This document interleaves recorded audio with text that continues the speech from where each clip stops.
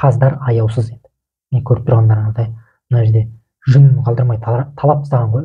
Ем салғам қаздарыма. Соның арқасында бөліп ала алдым ғой. Үйретіп жүрміз қазды ұшыруға.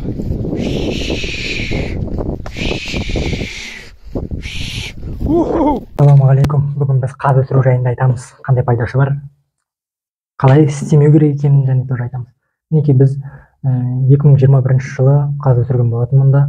Мына жерде көріп тұрғанда 30 май мен ең бірінші қаздарымды алдым. Ол үшін мен бірінші қора дайындадым. Мінекей осындай қылып, бұл қойды қорасы ғой, қойдың орны ғой. Қойдың орнын тез тазалап, мына жерде мінекей дезинфекция жасап, осылай қоршап жан-жағын жел кірмес үшін, өйткені балапандарға сквозняк болмау керек.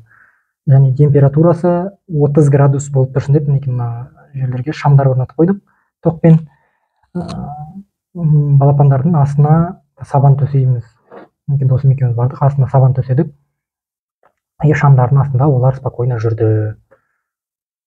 Үйтіп әп-әдемі болып қызықтап жүретінмін да. Енді олардың мамасы да папасы да боласың басында. Олар сен бірінші көргеннен кейін осылай жүгіріп жүреді. И бізде суық болған кезде мен газовый пушка қойдым. Бұл қате. Газовый пушка қоймаңдар, қойсаңдар тоқпен қойыңдар. Неге десеңіздер, бұл жерде мен вытяжка ештеңе болмай, ана салафанмен қораны қаптап қойғаннан кейін газ ешқайда шықпайды и балапандар өгерлайды. Сөйтіп мен бір 75 шақты балапанды өлтіріп алдым. Мұнда ешқайда кетпейді. Газбен түні бойы газ қосылып тұрады ғой. Ол бір жағынан огне опасно енді. Одан бөлек түнді барып қарап отырасың ғой. Бірақ сонда да біздің жақта солтүстікте хоть мынау маусым жаздың басы болғанымен 11-17 градус болып кетті. 11-17 деген ол суық балапандар үшін. Ойлаңыздар, 30 градус болу керек оларға. Сөйтіп олар бір-біріне суық болғаннан кейін осылай жабысады, басады. Мен барып бүйтіп бөліп жүретінмін. Өйткені мінекей көріп тұрғандарыңыздай үстінде балапан жатыр. Ең шустырлар осылай мініп кетеді. Үстіне астындағылар қалады. Осындай банкаларды қоясыздар, және де мына бестік профиль бар ғой, соны қойып, соған жем салсаңыздар, күшті лайфхак прям. Балапандар өзі көп жемейді ғой жемді. Бір қап 200 штукқа бір аптаға жетеді ғой. Сөйтіп жүресіңдер. Осылай мына жерде мен ойлайтынмын рахаттанып жатыр деп, бірақ та бұл уже газдан ақырындап угарлап бастаған балапандар деп мен ойлайтынмын рахаттанып жатыр деп. Осылай басында қызықтап жүріп мен біраз несі керек енді, уже төртіні ортай бастады.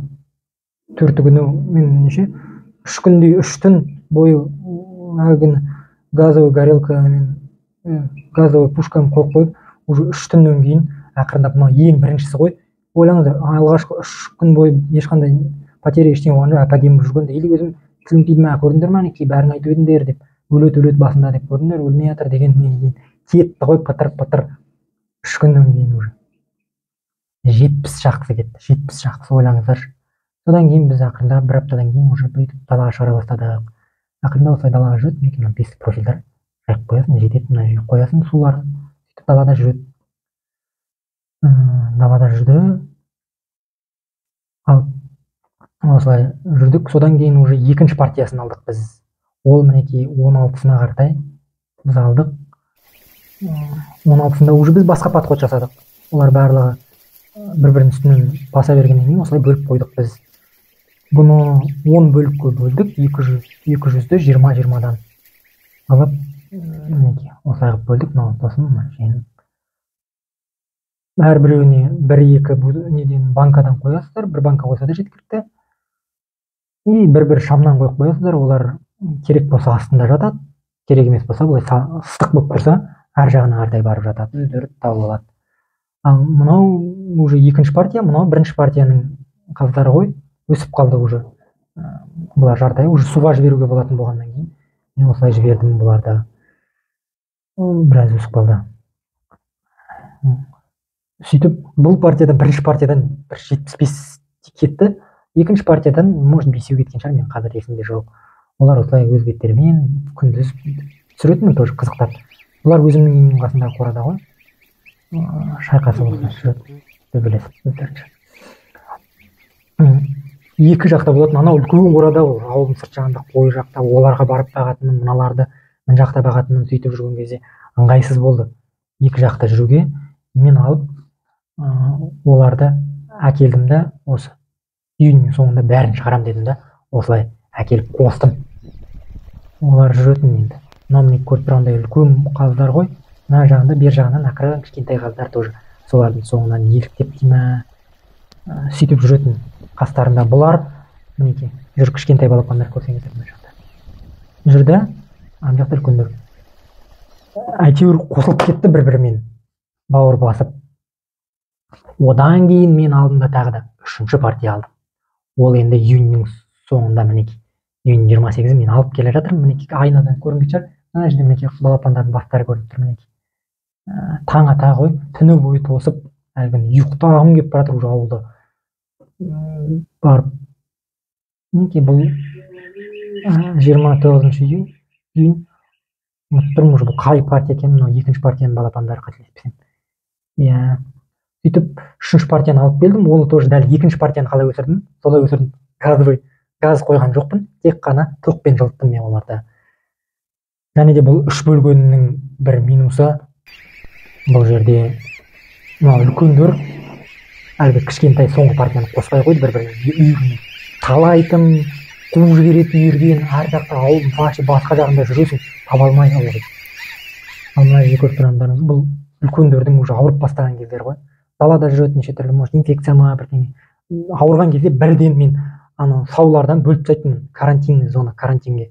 Өйткені бұлар ауру ғой, бәріне жұқтырмасын деп. Птичий грипп деген бірдеңелер болды ғой, содан кейін құдай сақтасын.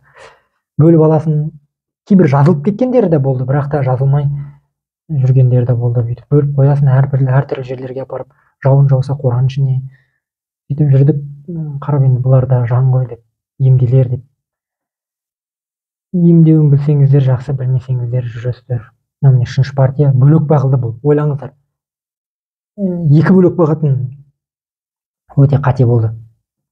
Енді шамаңызға қарай көп алмаңыздар.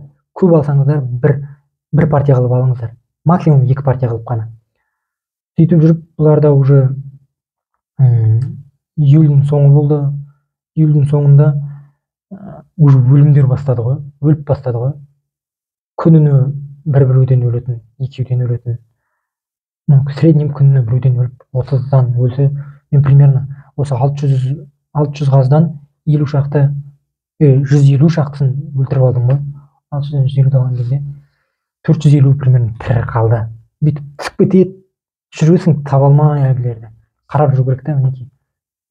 Ит жеп кетеді, бәріне қайдан қарайсың? Ауырады мінекей бүйтіп. Тұра алмай қалады, бір-бірін талайды. Қаздар аяусыз енді. Мен көріп тұрғандарыңыздай. Мына жерде жүн қалдырмай талап тастаған ғой, өте аянышты енді. Бір-біріне үйірлерін кәдімгідей үйретпесеңіздер осылай таланып, бөлек мынау кішкентай үшінші партиянікі бірінші, екінші партияға кіріп кеткен кезде аямай талап тастайды. Мыналар уже үлкен болып өсіп қалған кез ғой, август кезінде. Уже жібере берсеңіздер болады, август кезінде олар қарға не деген уже кәдімгідей күшейіп алған, бірдеңе жек қойып, сондай ауырып өліп қалмаса, бет алды уже өлмейді. Мына жерде мінекей мына таланған қаз, одан бөлек мыналар барлығы үшінші партияда ғой, көріп тұрғандарыңыздай дене бітімдерімен. Үшінші партияны крупно серый қылып алғам да. Мінекей өліп жатады, бірақ та осылай білмеймін, не бірдеңе жеп қоя ма. Түсінбейсің. Мінекей мына үлкен қаздар, көріңіздер, үлкен қаздар. Мына қаздар, кішкентай қаздардың ішіне кіріп кетсе, қалай қуат, мінекей мына жақта қараңыздар, қалай қуып жүрген. Мінекей үлкен қаз, мінекей үлкен қаз. Бәрін патырлатып, бір 5 қаз ба кіріп кеткен үлкен. Мына жерде бәрін шулатып жүр ғой кішкентай қаздар. 5 үлкен қаз жетеді шулату үшін. Жүретін енді. Бүйтіп жатады, не істейсің? Шығынсыз болмайды. Шығынға ұшыраймын деп тоже қорқып тұтамай қоюға да болмайды. Қалай дейді, шегірткеден қорыққан бидай екпейді демекші, осылай жоғалады деп қорықсаңыздар, онда несіне қаз ұстайсыздар. Неке жоғалып кеткен кездер болды, қаз ауылдан білмеймін 5 шақырымдай ма алысқа кетіп қойған. Іздеп мына жақта мінекей көкжиекте көрінбейді, камера көрсетпейді. Соған дейін жайылып кеткен ғой кәдімгідей. Бақылап отыру керек күніне осылай бірнеше рет.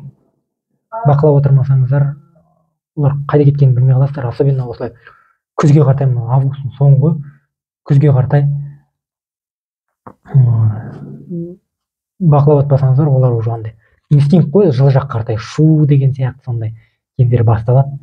И сөйтіп жүретін, мінекей жаңағы қаз қатар қылып деген сөз осыдан шыққан шығар. Алып келе жатырмыз досым екеуміз, ана 5 километрдей ма жүре береді олар, қаздар кішкентай болғанымен. Осылай мінекей мен мына жақта көріп тұрғаныңыздай, мына жақта үлкен қаздар, әр жағында кіші қаздар. Кіші қаздарды жолатпайды, қуып жүреді әлгі судың қасынан. Сосын мен айдап әкелемін оларды қайта қуып жүреді. Сөйтіп екі жақтан жүретін. Жарайды, өсіру бойынша бұлар өсті делік. Жарайды, бүйтіп өсті. Осылай талайды, бір-бірін қырады, жояды, жүреді. Бүйтіп өсіресің. Өсіргеннен кейін оны соятын кез келеді. Ол біраз жоғалады. Мінекей мен досым үйленген осы кезде, мен дос жолдас бір жоқ болдым, жүрдім. Сөйтіп қаздар тағы жоғалды. Досым барлығымыз барғанбыз ғой, қарайтын ешкім болмай. Күз кезінде осылай басталады. Күз кезінде қатты қадағалап жүру керек. Қамыстардың арасынан іздеймін, 3 метрдің арасынан іздеймін, жүремін терлеп. Қамыс деген бізде ауылдың қасында үлкен болады ғой территория, соның ішінен таба алмай түннің ортасында әйтеуір таптым. Бұл жерде енді тапқан бір ем салғам қаздарыма, соның арқасында бөліп ала алдым ғой. Менен басқа да бағатындар болды ғой. Енді оларды өзімі алып алайын деп нетпейді ғой. Қаздар жүрме, жүр дейді, жарайды. Оны кім бүйтіп қарап жүреді? Жүрме, жүр қаздар.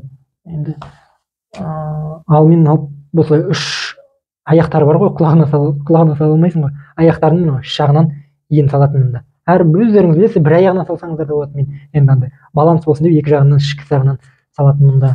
Сөйтіп басқа біреулерге қосылған кезде аяғынан сөйтіп енінен қарап бөліп алатынмын өзімдікін. Сондай апасына болатын да. Мінекей жем болмады менде.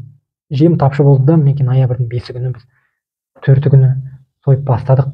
5 күні бастадық. Сойып, әлгі 5 күні сойғаннан біз 3 күн сойдық па, 5, 6, 7, 3 күн сойдық. Мінекей мына уже бітетін кезім. Байқасаңыздар, мінекей мына жерде мен түрім қалай болып кеткен. Кешке қаратай 100 қаз сойғаннан кейін мына уже біз 8 аяқтадық ау деймін. Мына уже жұмыс біте бастаған кездегі түрім ғой. Мынау мен 11 ноябрь уже. Содан кейін біз 8-і біттік. 9 күн. 8-і де уже сый бастады ғой қайтадан күн. 10 күні ысып кетті кәдімгідей. Мен не істерімді білмеймін. Қаздарымды бүлдіріп алам ба деп қорқам. Сөйтіп алып қаланың қасынан үлкен осындай бір морозильникті алып аламын, бір 80 мыңдай тұратын айына. Оны апарып ол айтады, менде қазір уақытша ғана бір морозильник бар, жарайды уақытша болсын деп осыған апарып тығам. Сосын ол айтады, мынау нені босат дейді. Босат дегеннен кейін оны алып қайтадан басқа морозильникқа тығам. 4 декабрь. Сөйтіп тәуелсіздік күніне дейін жүремін мен, әрлі-берлі. Уже ешкім пока қаз алатын сезон басталмай, жаңа жыл кезінде басталады деп. Сөйтіп жаңа жылға қаратай мен Астанаға тартам тәуелсіздік күнінен кейін.